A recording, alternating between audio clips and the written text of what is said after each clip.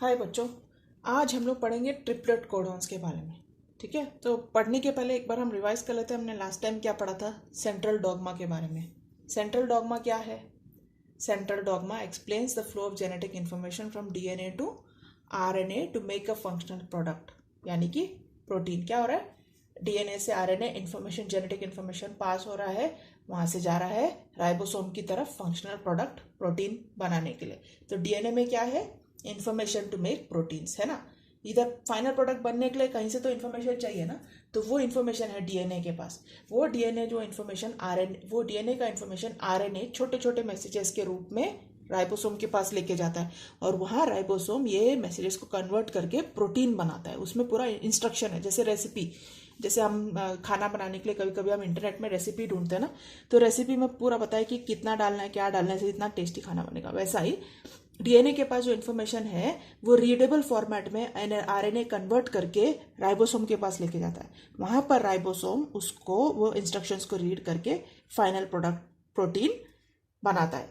ठीक है, ये जो प्रोसेस को क्या कहते हैं? Gene expression. और ये भी दो स्टेजेस में होता है, एक है ट्रांसक्रिप्शन और एक है ट्रांसलेशन। ट्रांसक्रिप्शन के टाइम क्या होता है? Information in the DNA is converted into small portable RNA messages. और ट्रांसलेशन में क्या होता है? These RNA messages are in translation, these messages that they travel from the DNA in the nucleus to the ribosomes, जहां पर इनको पढ़ा जाता है। they are read and specific proteins are made। अभी हम लोग पढ़ेंगे ट्रिपलेट कोडॉन्स के बारे में। यहाँ देखो प्रोटीन बन रहा है ना, फाइनल प्रोडक्ट। ये ट्रिपलेट कोडॉन्स क्या होता है? ये ट्रिपलेट कोडॉन्स का तो पहली बात तो जो साइंटिस्ट ने डिस्कवर किया था वो एक इंडियन थे, इंडियन भी थे वो डिस्कवरी में। उनका नाम था डॉक्टर हर गोविंद खुराना। कौन से ईयर में? और उनको ना नोबेल प्राइज गया था 1968 में। नोबेल प्राइज भी दिया गया था इस डिस्कवरी के लिए, ट्रिपलेट कोडॉन्स। तो ये है क्या triplet codons? The code for each amino acid consists of 3 nucleotides। ठीक है, अभी ये कोड के proteins are build from a basic set of 20 amino. Protein जो ये है ना, जो प्रोटीन फॉर्म है, प्रोटीन्स आर मेड, प्रोटीन्स का जो स्ट्रक्चर है क्या है? 20 एमिनो एसिड्स। ठीक है, हाँ, बेसिक सेट। और भी है बहुत सारे एमिनो एसिड, लेकिन बेसिक सेट कितना है? 20 बेसिक सेट लेके, basic set of 20 amino acids। Okay, but there are only 4 nucleotides. हमारे न्यूक्लियोटाइड्स कौन से थे? Adenine, guanine, thymine and cytosine. Correct, adenine, thymine, AT, and guanine and cytosine. ठीक है, एटी एक के साथ पैर होता है और जीसी साथ में पैर होता है। तो ये जो 4 न्यूक्लियोटाइड्स है उसमें से मिनिमम 3 न्यूक्लियोटाइड की जरूरत है प्रोटीन एनकोडिंग के लिए। 20 प्रोटीन एनकोड करने के लिए कम से कम 3 न्यूक्लियोटाइड्स की जरूरत है। ठीक है, a minimum of 3 nucleotides is required to encode at least 20 amino acids. ये जो 20 एमिनो एसिड्स को कोड करने के लिए कितने मिनिमम कितने न्यूक्लियोटाइड्स की जरूरत है? 3 न्यूक्लियोटाइड्स। तो इसको हम यहाँ लिख लेते हैं तो आपको और ध्यान से समझ। Minimum of 3 nucleotides is required to encode at least 20 amino acids। तो ये है ट्रिपलेट कोडॉन्स। कैसा है? जैसे आपने पढ़ा था एडेनिन, ये आपका है सपोज, जो आपके 4 ये कौन से थे? एडेनिन, थाइमीन, साइटोसिन, गुआनिन, फिर आरएनए में यूरासिल भी है। करेक्ट, तो बेसिकली 4 आरएनए में है और ये छोड़ के बाकी आरएनए में है, और ये 4 डीएनए में है ना। तो कम से कम 3 चाहिए कोडिंग करने के लिए, प्रोटीन का कोडिंग करने के लिए। तो ये कोई भी फॉर्म में फॉर्म कोडिंग, तीन कोई भी कैसे भी पैर हो सकते हैं। AUG, फिर AGG, AGG, फिर GAU या AG, कुछ भी, मतलब कैसे भी ये लोग कुछ भी, मतलब ऑब्वियसली उसके पीछे कुछ कोडिंग का कुछ इंस्ट्रक्शंस के हिसाब से वो लोग पेयर होते हैं, वो लोग ट्रिपलेट्स बनाते हैं। लेकिन बहुत सारे कॉम्बिनेशंस पॉसिबल है, क्योंकि 3 न्यूक्लियोटाइड्स के पेयर से ये फॉर्म हो रहा है, तो ये 3 अलग अलग तरीके से कंबाइन होके प्रोटीन फॉर्म करते हैं। हमारे बॉडी में अलग अलग जगह में अलग अलग प्रोटीन्स की जरूरत है। हमारे हेयर के लिए अलग प्रोटीन की जरूरत है, हमारे नेल्स के लिए अलग, तो हर जगह हमारी किडनी, हर बॉडी पार्ट के लिए जो प्रोटीन की जरूरत है उसके हिसाब से ये जो 3 न्यूक्लियोटाइड्स के क्या सेट है, इसको कहते हैं ट्रिपलेट कोडॉन्स। ये जो 3 का जो सेट है ना, ये कोड, इनको ट्रिपलेट कोडॉन्स कहते हैं। इनके अरेंजमेंट के ऊपर प्रोटीन कैसा फॉर्म होगा वो डिपेंड करता है, ठीक है। तो what are triplet codons? The 3 nucleotides required to encode at least 20 amino acids, ठीक है। 20 अमीनो एसिड एनकोड करने के लिए कम से कम जो 3 न्यूक्लियोटाइड्स की जरूरत है उसको कहते हैं ट्रिपलेट कोडॉन्स, ओके। अभी mRNA क्या है? mRNA हमने देखा था मैसेंजर आरएनए है। मैसेंजर आरएनए का क्या काम है? ये जो मैसेंजर आरएनए का जो स्ट्रक्चर है वो ये ट्रिपलेट कोडॉन से बना हुआ है। mRNA का जो स्ट्रक्चर है, ये जो मैसेंजर आरएनए जो डीएनए से इंफॉर्मेशन बाहर सेल के बाहर लेके आता है, न्यूक्लियस के बाहर लेके आता है, वो ट्रिपलेट कोडॉन से ही बना हुआ है, ठीक है। जो ये मैसेंजर आरएनए है, mRNA,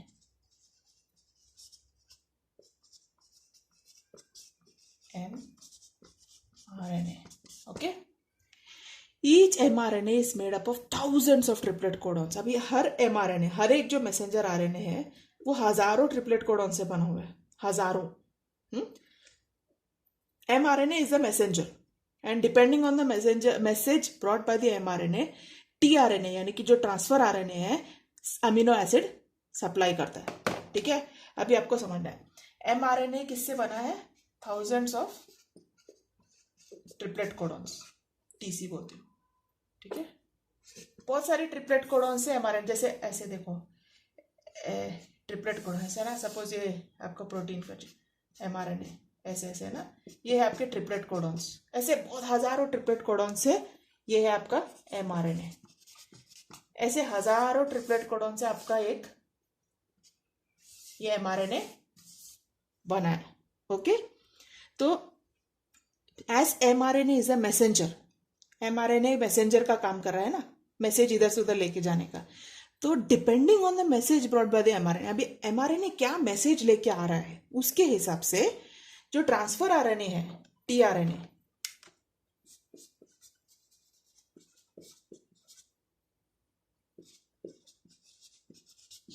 ये mRNA जो मैसेज लेके आ रहा है उसके ऊपर डिपेंड करता है tRNA कौन सा अमीनो एसिड सप्लाई करेगा, ठीक है। तो depending on the message, what, depending on the message brought by mRNA, tRNA supplies what? Amino acids.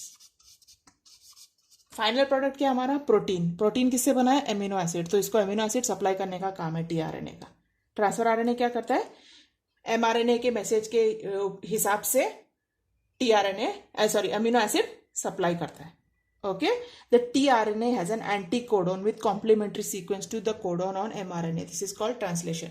अभी ये जो tRNA के पास एक एंटी कोडोन है, हाँ, ये विद इसके पास एक कॉम्प्लीमेंट्री सीक्वेंस है। जो mRNA के पास है उसे सिमिलर सीक्वेंस ये एंटी कोडोन में भी है, हाँ, जो उसके साथ जाके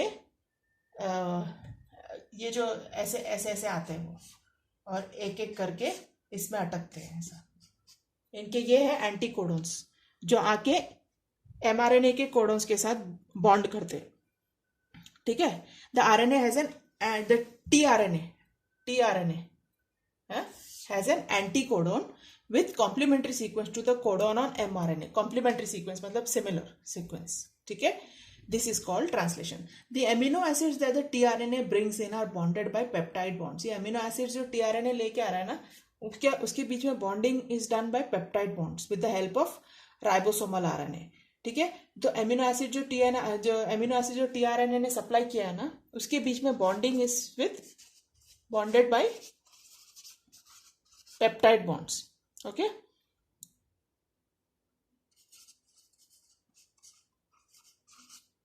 what are peptide bonds? Chemical bond formed between two molecules is called peptide bonds. Okay, the amino acids that the tRNA brings in are bonded by peptide bonds with the help of ribosomal RNA. The ribosome moves from one end of mRNA to the other end by triplet codons. ठीक है, ये जैसे जैसे move होता है triplet codon उसको पास करता रहता है ऐसा. ठीक है, the ribosome moves from one end of mRNA to the other end. ये mRNA के एक एंड से दूसरे एंड की तरफ ट्रैवल करता है. किसके मदद के थ्रू? ट्रिपलेट कोडॉन्स की मदद के थ्रू. ठीक है, जो एंटीकोडॉन्स जो tRNA के एंटीकोडॉन्स इसके ऊपर जाके कॉम्प्लीमेंट करते हैं उसको कहते हैं ट्रांसलेशन. बाद में द राइबोसोम जो है it moves from one end of the mRNA to the other by triplet codons. This is called translocation. ये है ट्रांसलोकेशन. ऐसे कई चेन बनते हैं. Many such chains come together and form complex proteins that control various functions in the body of living organisms and their appearance. ठीक है, जो amino acid जो tRNA सप्लाई कर रहा है वो क्या कर रहा है? The amino acids that the tRNA brings are bonded by what? Peptide bonds with the help of ribosomal RNA. अब यही जो राइबोसोम है it moves from one end of mRNA to the other by with the help of triplet codons. ठीक है, this is called translocation. क्या है translocation? The movement of the ribosome from one end of the mRNA to the other using triplet codons. ठीक है, and ऐसे कई chain many such chains come together and form complex proteins that control various functions in the body of living organisms and their appearance. ऐसे ये जो chain है सब एक जैसे नहीं होते, सब अलग अलग चेन्स है और जिसकी वजह से अलग अलग टाइप के कॉम्प्लेक्स प्रोटीन्स फॉर्म होते हैं जिसकी वजह से हमारे बॉडी के अलग अलग फंक्शंस काम करते हैं और हमारे अपीयरेंस में भी उसकी वजह से फर्क जो दिखते हैं. तो how do living organisms produce new individuals like themselves? With the help of genes. Genes helps produce offspring like their parents. Some of these genes are transmitted without any changes to the next generation. Usually without changes, genes are transmitted from one generation to the next. Sometimes sudden changes, कभी कभी अचानक से कुछ gene में change होता है तो उससे कुछ प्रॉब्लम्स आ सकते हैं. तो sudden changes can sometimes occur in these genes and these are called mutations. Changes in the genes are called mutations. When a nucleotide changes its position, some mutations are minor and some mutations can cause serious genetic disorders like sickle cell anemia.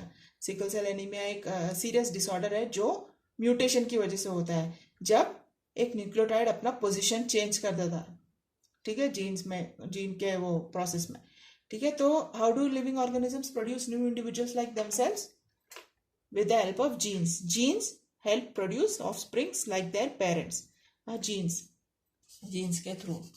ठीक है, that some of these genes are transmitted without any changes to the next generation. बिना sometimes ये जो gene में बिना कुछ jeans बिना किसी चेंज के एक जनरेशन से दूसरे जनरेशन में मूव हो जाते हैं. कभी कभी ये चेंजेस जीन्स में कुछ म्यूटेशंस होते हैं और म्यूटेशंस की वजह से माइनर म्यूटेशंस में कोई प्रॉब्लम नहीं है. कुछ मेजर म्यूटेशंस हो गए तो diseases like sickle cell anaemia can happen.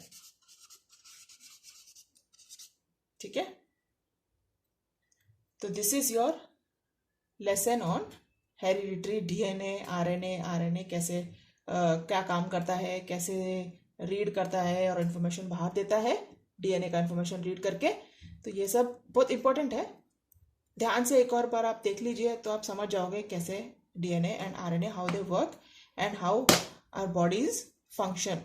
तो आपके जो नेक्स्ट चैप्टर में आप देखेंगे कि ये जो प्रोटीन है ये सब जो हमारा बॉडी ये जो एनर्जी प्रोसेस कैसे करता है, सेल तक एनर्जी कैसे पहुंचाता है, सेल के बॉडी के सेल्स के फंक्शनिंग के लिए और बॉडी के फंक्शनिंग के लिए. Okay, thank you for listening.